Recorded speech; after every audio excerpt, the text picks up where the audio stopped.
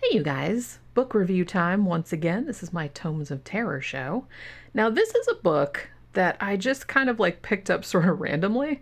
Here's an interesting story behind this, and I'll tell you in a second. But this book came out in 1999, and this is called Others by James Herbert.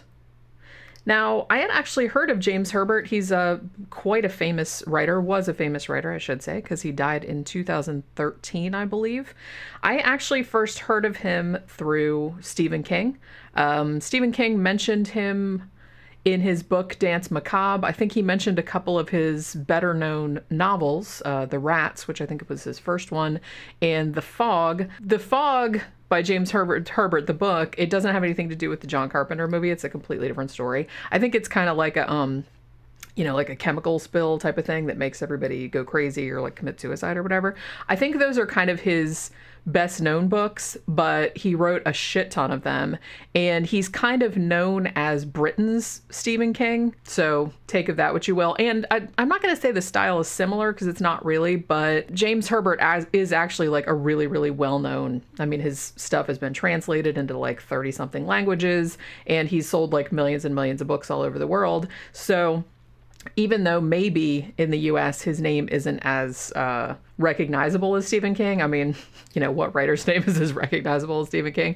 But, around the world he is pretty much in the same tier, like in the same league. And he writes kind of the same kind of stuff. Popular fiction, like popular horror fiction, popular sci-fi fiction. But I don't mean that as to denigrate it in any way, because I can actually see this is actually the first James Herbert that I had read. It's interesting because, like I said, I knew the name.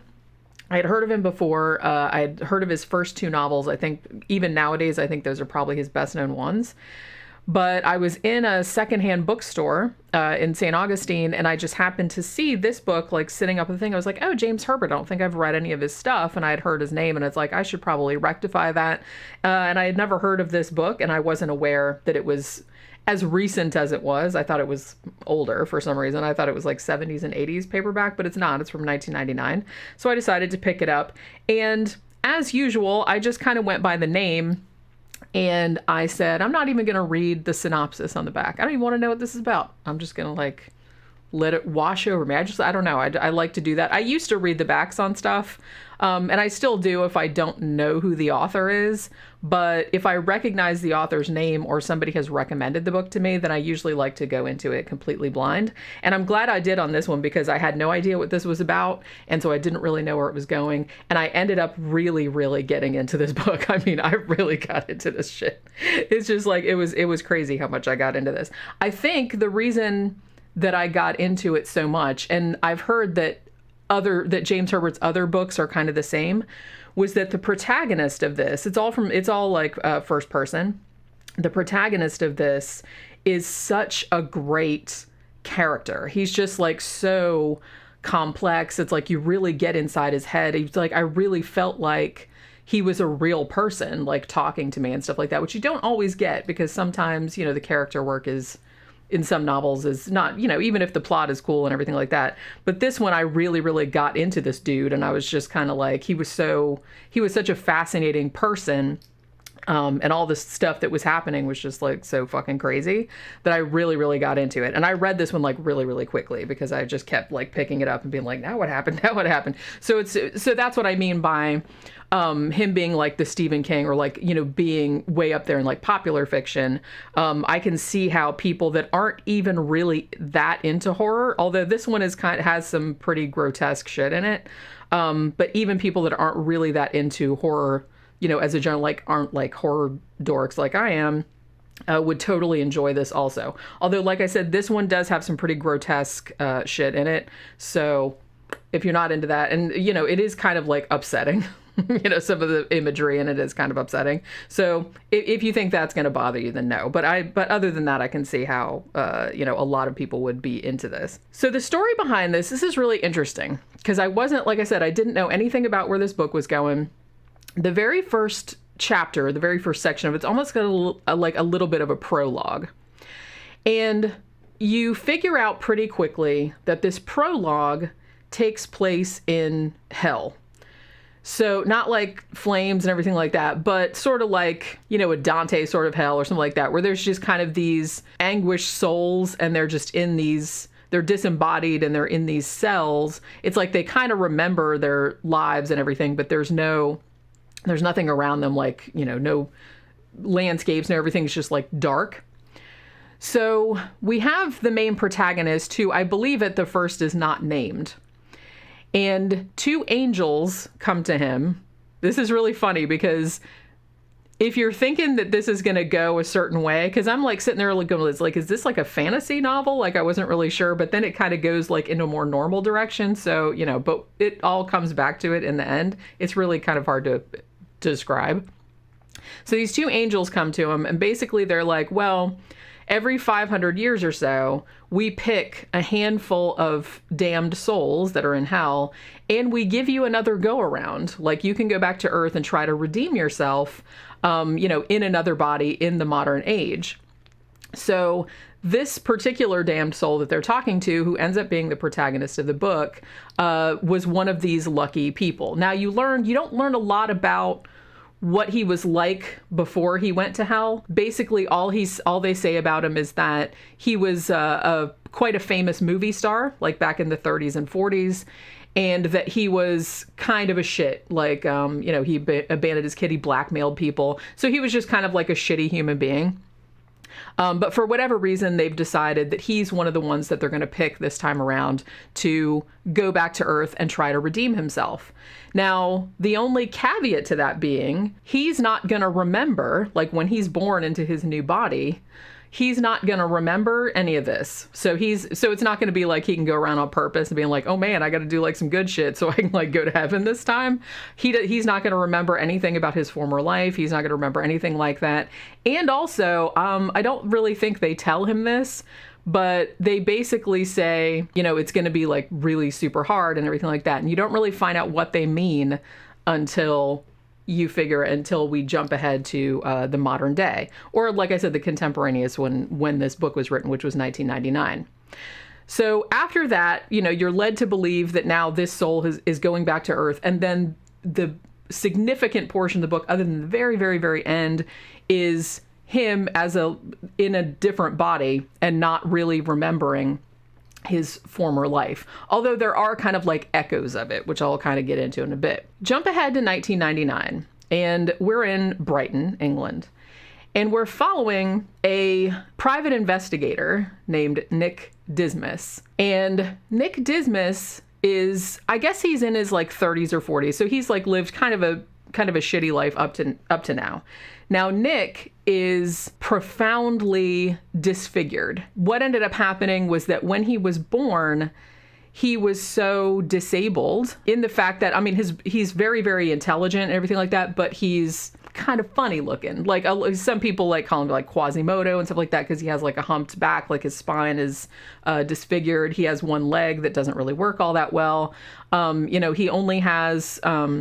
like his head is kind of misshapen, and he only has one eye, although that happened like later on, like when he was a kid, like one of his eyes got poked out. So he's kind of come to terms with the fact that he can't go anywhere without everybody staring at him or, making fun of him, kicking the shit out of him, stuff like that. And he's kind of lived his whole entire life up to this point when the book starts, kind of dealing with that. It's interesting because what I mean when I say he's such a great character is that even though he has all of these disabilities, and even though he's spent his entire life, he was abandoned as a baby. So we're led to assume that the woman that gave birth to him was just like, oh, hell no, and like left him in a dumpster, like behind a convent or something. And he was raised by nuns, and he kind of had like a shitty upbringing, in children's homes, kind of got passed from one to the other. But as I said, he was very intelligent and he was just interested in detective work. So he ended up becoming an investigator. And at this point, he has his own small investigations firm with some really good friends. He has like 3 people working for him. who are also like really good characters. They don't do a lot with them, but they're also good characters and friends of his.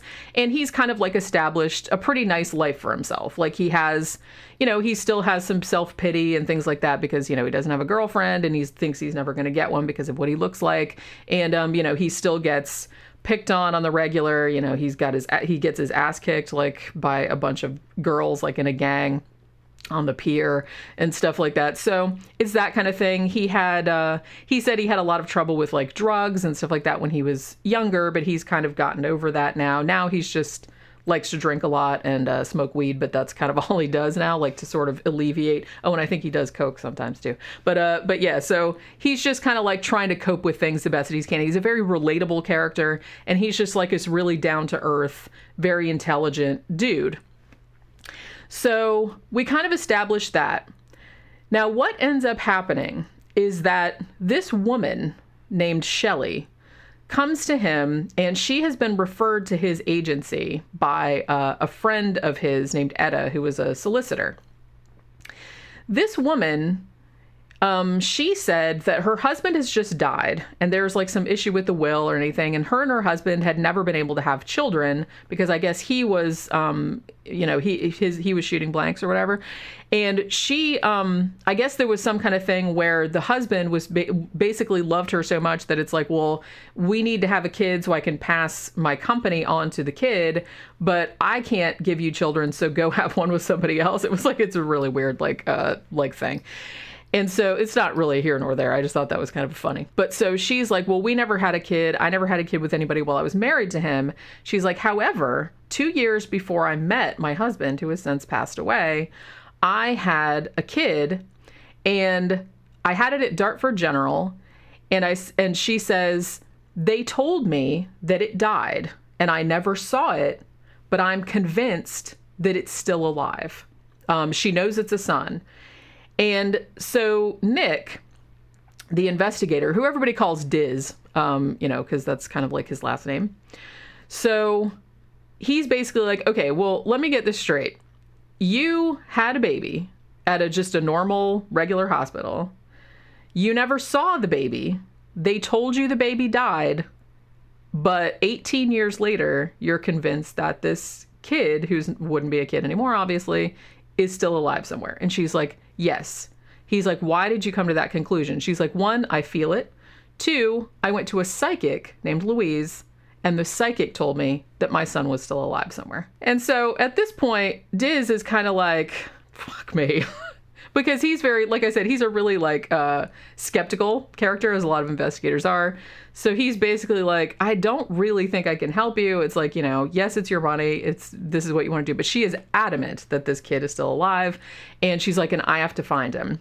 Maybe not. I don't know if it's not just because she wants to, but also because it has to do with the will and she's not going to, get anything from the husband's company or whatever.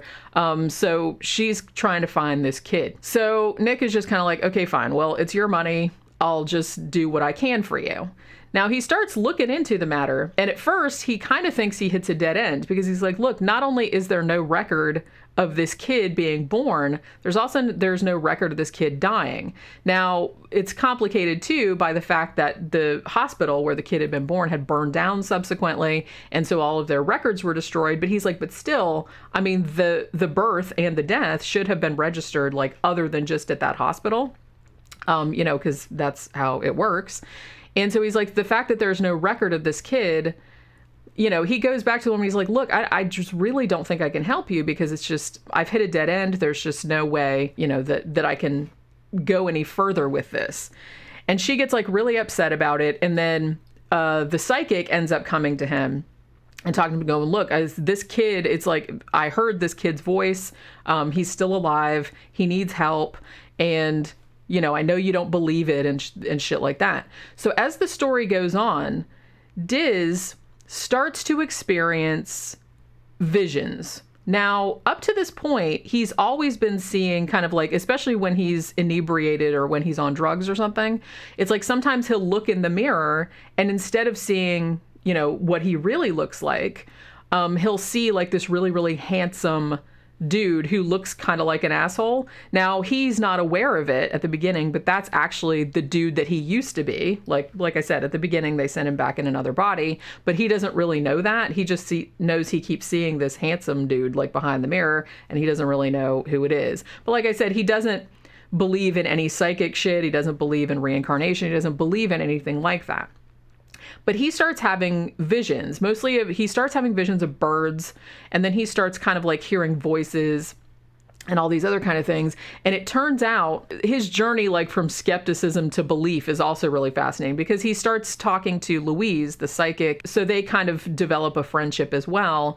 And she's trying to convince him that something bigger is going on. You know, somebody's out there, they need your help. And it's you specifically, because she's like, I knew as soon as I saw you that you were the person that was going to do all this. So as it goes on, he starts having these visions of, like I said, birds and all these other things. And then it turns out that the reason he's having visions about birds is because Shelley, the woman that had the kid that nobody thinks exists, she suddenly remembers the midwife at the birth, because he's like, look, if there's no record of it, do you remember the doctor? Do you remember anyone who was there that I can, some lead I can take? And she remembers suddenly, they lead you to believe that it's kind of like, a psychic type of flash that she has. She remembers the midwife's name. It was this German woman, she said, named Hildegard Vogel. So Diz starts to investigate where Hildegard Vogel went to. And in the process of tracking her down, he ends up at this elderly rest home called Perfect Rest. I don't know if I want to spoil it too much from there, because there is some really shady shit going on at this elderly home. But also he meets this other girl who works there named Constance, who has this like beautiful, beautiful face, but she is also disfigured as he is, like her body is. I believe they said she had spina bifida. So she walks with crutches and everything like that. And they kind of like develop a romance too. But then he gets kind of like deeper and deeper into this horrific shit that's going on at this old folks home, the doctor that runs it. And it also ties in with Shelley and the baby that she thinks doesn't exist. And it also ties in with Diz and his own, his disability and things like that too. So it's this whole kind of thing coming together. And like I said, it's Diz coming to terms with the fact that it's almost kind of like him coming from skepticism to belief, but also him redeeming himself, as I said, because he was in hell prior, and him having to redeem himself for being such a shit like in his former life. And so it's that whole kind of thing. So this book, I don't know, it's just, there was really, really something about it that was just really compelling. And I think that it was all down to the main character. And as I said, the whole thing is in first person. So everything's from his point of view, his thoughts, all the stuff that's going on. And he's such a great character. He's so complex. He's so sympathetic, but not in a way that's kind of like, he's just like, he seemed so much like a real person to me. He seemed like really, really vivid. And I think that really kind of helps you, like, helps the narrative like go along too, because as shit gets crazier and crazier, he starts having the like crazier and crazier visions. He starts thinking that maybe this psychic Louise is like onto something, and he's part of something bigger that he needs to get involved in. And it's just such it just kind of carries you along. And I read a few other reviews of this, most of which were actually really positive. A few people didn't like it because they thought the first part, like the buildup, was too slow, which I didn't really find that at all. Yes, the first part of the book is mostly like an investigation, like him going around to different people and saying, hey, do you know what happened to this woman, and like where this woman went, and then him trying to like get information from various people. But I don't know, I like that kind of thing. I like sort of detective stories, and that's kind of what the first half of this is, with like little bits of supernatural shit sprinkled through there, and then it goes kind of full on supernatural toward the end, like with psychic powers and stuff like that. So I don't know, I just really liked the juxtaposition of that, and I thought that like the slow buildup of it like worked really well because it really helped you get into this character's head and, you know, establish his relationships with his friends and with other people in the book. So it made you kind of like care about them. So I don't know, your mileage may vary. If you like detective stories with supernatural aspects to it, then you will probably really, really dig this. I mean, I really dug it. Like I said, it has some very grotesque imagery, so flirting with like Clive Barker type shit. So if you don't like that, then, you know, maybe give it a pass. But I mean, other than that, I just really, really liked it. I liked it a lot. And like I said, this is the first James Herbert that I read, even though I had heard of him.